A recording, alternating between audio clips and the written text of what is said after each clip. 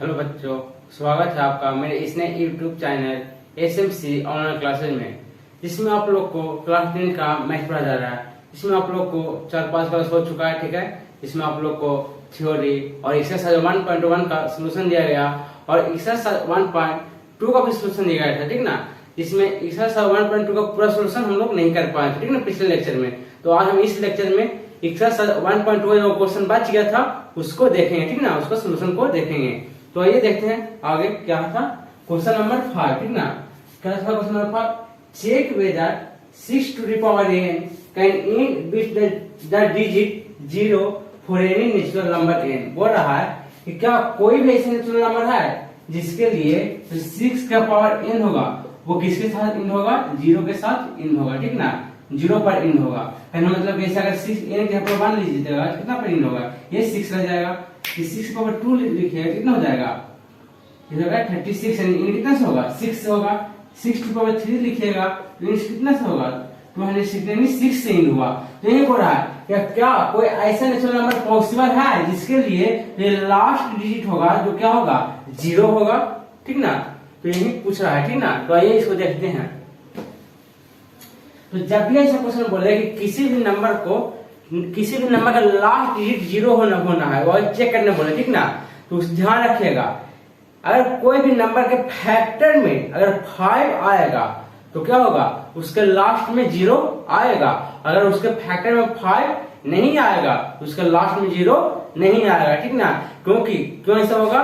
क्योंकि अगर किसी नंबर के लास्ट में 0 आता है तो वो 5 से डिविजिबल होता है। 5 से डिविजिबल होने का मतलब है कि क्या उस नंबर में जो था ना उसके फैक्टर में 5 था, इसलिए वो 5 से डिविजिबल हुआ, ठीक ना। डायरेक्टली लास्ट में 0 था, इसका मतलब उसके फैक्टर में 5 था, वो 5 से डिविजिबल होता है, ठीक है। इसलिए अगर किसी भी नंबर के लास्ट में 0 होगा यानी कि उसके फैक्टर में 5 होगा तो ये ऐसा संभव है, ठीक है। तो आइए 6 to the power n का फैक्टर निकाल के देखते हैं। अगर इसके फैक्टर में 5 आ गया क्या होगा?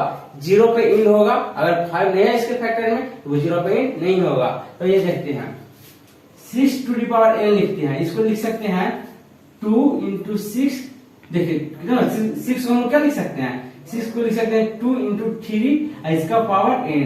आप लोग पढ़े होंगे a into b का पावर n होता है, तो इसको लिख सकते हैं a का पावर n यानी कि 2 का पावर n into b का पावर n यानी 3 to the power n। देखिए तो इसके फैक्टर में सिर्फ 2 और 3 आए, ठीक ना।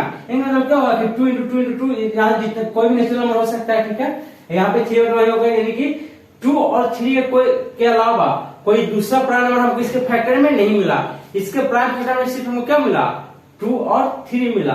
तो क्या होगा यानी कि जो 6 to the power n होगा 6 to the power n कभी भी 0 पे एंड नहीं होगा कोई भी नेचुरल नंबर के लिए, ठीक ना, क्योंकि इसके फैक्टर में हमको 5 नहीं मिला, ठीक ना, इसीलिए, ठीक है। तो इसको लिख लेते हैं लैंग्वेज में, क्या लिखेंगे? सो ओनली प्राइम्स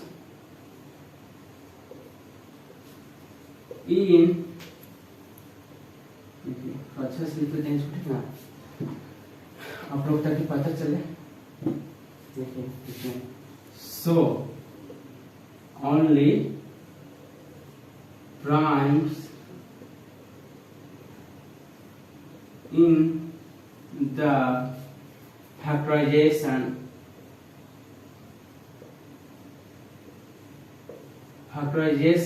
ऑफ क्या लिखेंगे? 6 to the power n e 6 to the power n are 2 and 3 but not 5। क्या लिखे? इसका मतलब लिखने का मतलब क्या हुआ? लिखें कि क्या लिखें? Only branch in the factorization of 6 to the power n, ठीक है। क्या 6 to the power n और 2 and 3, ठीक ना। कहने का अर्थ हुआ कि जो 6 to the power n के फैक्टर में हमको सिर्फ क्या क्या मिला? 2 और 3 मिला, लेकिन हमको 5 इसमें नहीं मिला। हेंस अतः क्या लिखेंगे? Hence 6 to the power n is 6 to the power n has not, या फिर लिख देते हैं can not, 6 to the power n can not ends क्या है, इन विथ द डिजिट 0, यही हो गया हमारा आंसर। तो चलिए इसको नोट कर लीजिए, ठीक ना। तो आप लोग समझ में आ गया होगा, ठीक है, आप लोग से उम्मीद है। चलिए इसको नोट कर लीजिए। तो चलिए बच्चों अगला क्वेश्चन देखते हैं। अगला क्वेश्चन क्या है, explain why 7 into 11 into 13 plus 13 and 7 into 6 into 5 into 4 into 3 into 2 into 1 plus 5 are composite number। पूछ रहा है एक्सप्लेन कीजिए कि जो ये नंबर दिया गया है, ये नंबर और ये नंबर, ठीक ना, जो है वो कंपोजिट नंबर क्यों है। चलिए इसको एक्सप्लेन करते हैं। देखिए तो देखिए पहले क्या था, पहला है 7 into 11 into 13 प्लस 13, हमारा नंबर नहीं दिया गया है ना, तो इसको चलिए इसको सिंप्लीफाई करते हैं, कीजिए कितना हो जाएगा 30। अब इसमें से कॉमन लीजिएगा तो कितना हो जाएगा 7 into 11 into 1, ठीक ना, अब प्लस 1, ये ठीक है। कॉमन ले तो आप लोग पाते हैं, ठीक है। देखिए यहाँ से 13 कॉमन लेंगे, यहाँ से 13 कॉमन हो गया, तो हो गया नहीं, इतना ही। देखिए 7, जब इसको देखिए मल्टीप्लाई कीजिए, अगर नहीं समझ में आ रहा है तो देखिए 7 into 11 into 1 into 13 हो जाएगा यहाँ पे, फिर प्लस का प्लस फिर 13 हो जाएगा, यही आ जाएगा ना। तो आगे देखिए आप 13 कॉमन ले लिए, तो यहाँ कितना बच गया, देखिए 7 into 11 into 1 77 प्लस 1, यानी हो गया ये 13 into 78। देखिए यहाँ हम लोग क्या ले आए, 2 फैक्टर आ गया ना, 2 फैक्टर तो ये हो गया और एक फैक्टर क्या होगा, 1 होगा, यानी कि इसका 2 से ज्यादा फैक्टर हो गया ना। इस नंबर का जो भी नंबर आएगा उसका क्या होगा, 2 से ज्यादा फैक्टर हो गया, तो ये क्या हो जाएगा, एक कंपोजिट नंबर हो जाएगा। हम लोग जब भी बोले एक्सप्लेन करने, ऐसे नंबर कोई दे दिया, बोले एक्सप्लेन कीजिए कि क्या कि ये जो नंबर है वो कंपोजिट नंबर क्यों है, तो बस कुछ नहीं करना है, उसको जो ऐड का जो सिंबल है ना, बस उसको सिंप्लीफाई करके हमको हटाना और उसको फैक्टर के रूप में लिखना है, ठीक ना, यानी कि मल्टीप्लाई के रूप में ले आना है। उसके बाद एक यहाँ पे कम से कम 2 फैक्टर के रूप में लिखना है, ठीक ना। 2 फैक्टर यहाँ पे हो गया ना, यानी तीसरा फैक्टर 1 होगा और बहुत सारे इसका फैक्टर होगा, लेकिन कम से कम 2 फैक्टर तो ले आए, ठीक है। 1 छोड़ के 2 फैक्टर आ गया, इसलिए लिख सकते हैं इसको सिंस, ठीक ना, लिखते हैं hence 3 7 into 11 into 13 plus 13 is a composite number, ठीक है। कुछ नहीं करना था इसमें, ठीक ना, बस यही था इसमें कि जो प्लस का सिंबल था उसको हटाना था कैसे भी करके, हम लोग कॉमन लेके ऐड करके उसको हटा दिए और फैक्टर के रूप में हम इसको लिख लिए, ठीक है। तो बस हमको यही करना था, ठीक है। चलिए इस तरह से नेक्स्ट क्वेश्चन देखते हैं। चलिए इसको सबसे आप लोग नोट कर लीजिए, ठीक है, उसके बाद ये वाला देखते हैं। चलिए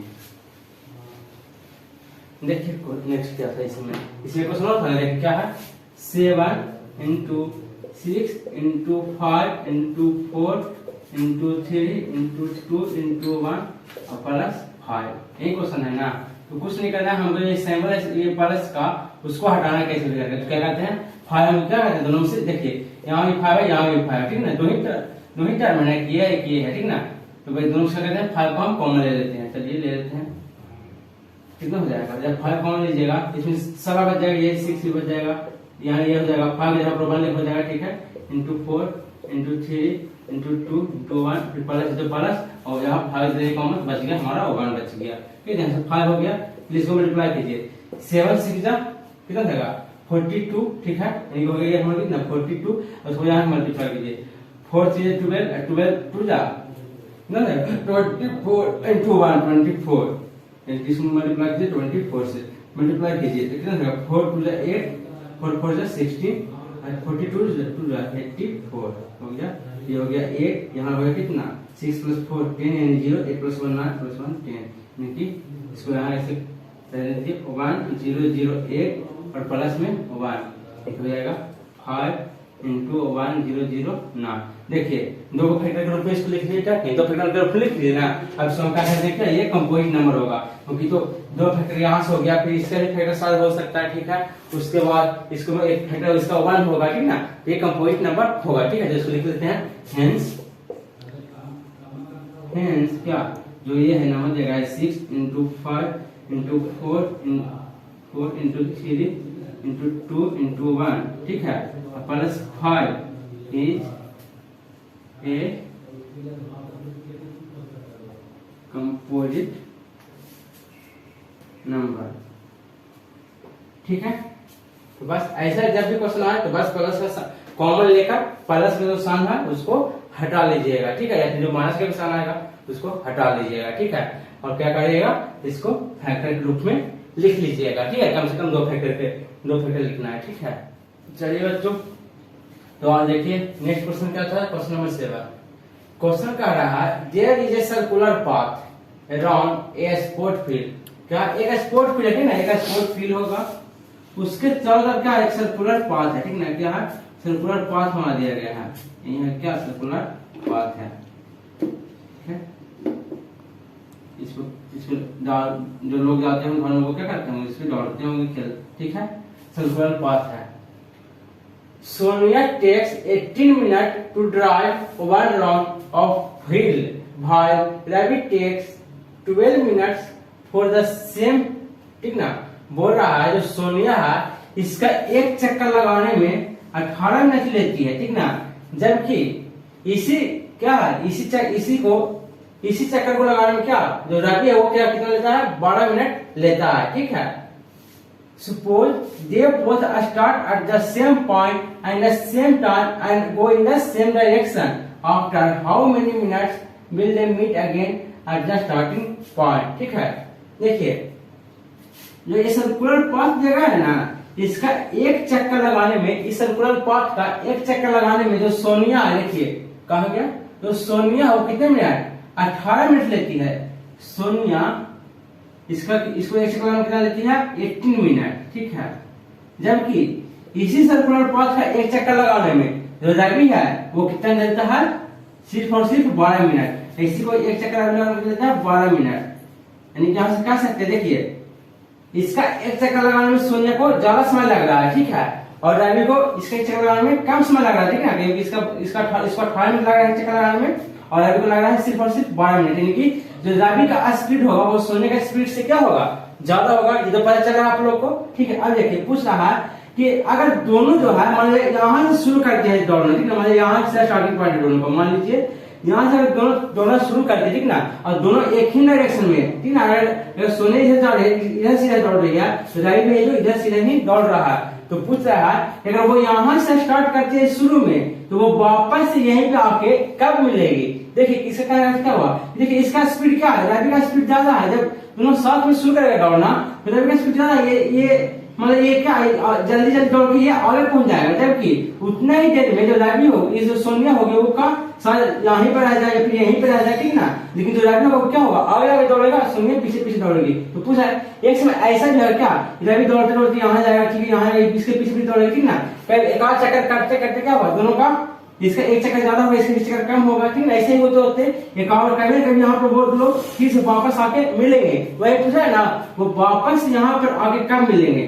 शुरू में यहाँ दौड़ना शुरू किए, ठीक ना, लेकिन वापस वो यहीं पे कब मिलेंगे, पहले चक्कर में तो वो नहीं मिलेंगे। ठीक है, जब पहले चक्कर लगाए तो वो मिलेंगे नहीं ना, क्योंकि अभी तो आगे दौड़ता रहेगा और सोनिया उसके पीछे पीछे। लेकिन एक समय जरूर ऐसा आएगा जिस टाइम पे क्या करेंगे, दोनों वापस से इस पे मिलेंगे। तो वही हम लोग से टाइम निकालना पड़ रहा है। जब भी ऐसा क्वेश्चन पूछे तो हमको क्या करना है, जो जितना भी जो टाइम रहे, ठीक ना, यहाँ पे 2 था, 3 भी रहेगा। ठीक ना, यहाँ पे सोनिया और रवि थी। ठीक ना, यहाँ पे 3 आदमी भी रहेगा, 4 भी रहेगा, 5 भी रहेगा। तो हमको कुछ नहीं करना है, जहां बोलेंगे वापस से कब सब मिलेंगे एक जगह पे, हमको सिर्फ और सिर्फ उसका एलसीएम ले लेना है। ठीक ना, जितना भी है सबका एलसीएम ले लेंगे। ठीक ना, चलिए आइए एलसीएम निकालते हैं। किसका एलसीएम निकालेंगे, 18 और कितना का, 18 और 12 का। इसको हम फैक्टराइजेशन मेथड से निकाल लेते हैं। ठीक है, फैक्टराइजेशन में लिखिए इसका फैक्टर क्या क्या होगा, 18 का होगा 2 कितना होगा इंटू 3 हो गया 18। ठीक है, देखिए 2 3 6 6 18। 12 में क्या होगा 2 2 जा 4 3 जा 12। ठीक है, आगे इसका एलसीएम निकाल लीजिए तो हो जाएगा LCM of 18 and 12 is equal to, LCM क्या बोले थे, पहले देखना है कि कौन कौन मिल रहा है दोनों में, कौन कौन ऐसे फैक्टर है जो दोनों में कॉमन है। देखिए यहाँ पे 3 दोनों में कॉमन है ना, कॉमन, इसको एक बार लिख लेंगे। देखिए यहाँ पे 2 2 दोनों में कॉमन है, ठीक है ना, तो इसको भी एक बार लिख लेंगे। अब देखिए कौन कौन बच गया जो कॉमन दोनों में नहीं है, उसको भी लिख लेंगे। ठीक है, तो यहाँ पे 3 बच गया तो 3 लिख लीजिए। ठीक है, यहाँ पे 2 बच गया, यहाँ पे 2 लिख दीजिए। यही हमारा क्या आ गया, एलसीएम आ गया। चलिए अब इसको क्या कीजिए, इसको मल्टीप्लाई कर दीजिए, हमारा एलसीएम आ जाएगा। तो 3 टू 6, 6 3 18, 18 टू 36। तो जो एलसीएम आया यही हो गया हमारा क्या, टाइम निकल गया, यानी कि 36 मिनट के बाद रवि और सोनी दोनों वापस से उसी जगह पे मिलेंगे जहां से वो लोग दौड़ना स्टार्ट किए थे। ठीक है, तो चलिए इसको लैंग्वेज लिखते हैं, लिखेंगे hence after 36 minute, after 36 minutes Soni and Ravi, देखिए क्या पूछा है यहाँ पे, how many minutes while they meet again the starting point, यहाँ लिखते हैं आफ्टर 36 मिनट, ठीक ना, Soni and Ravi, Soni and Ravi will meet again at the same, at the starting point, meet again at the starting point, starting point। ठीक है, तो बस इतना ही। ठीक है, अगर देखिए ये इसको पहले आप लोग नोट कर लीजिएगा। ठीक है, और अगर वीडियो अच्छा आप लोगों को लगता होगा, ठीक ना, तो आप लोग उसको लाइक और सब्सक्राइब जरूर कीजिएगा। ठीक ना, इससे हम लोग को भी मोटिवेशन मिलता है। ठीक ना, और लगता है कि चलिए हम पढ़ा रहे हैं तो हमको भी आप लोग कुछ दे रहे हैं। ठीक ना, तो आप बस क्या कीजिएगा, सिर्फ लाइक कर दीजिएगा और सब्सक्राइब कर लीजिएगा। ठीक ना, ताकि आप लोग का ऐसा वीडियो मिलता रहे। ठीक ना, अगर आप लोग को समझ में नहीं आए तो कमेंट कीजिएगा, और समझ में आए ठीक है तो भी कमेंट कीजिएगा। ठीक है, बाय।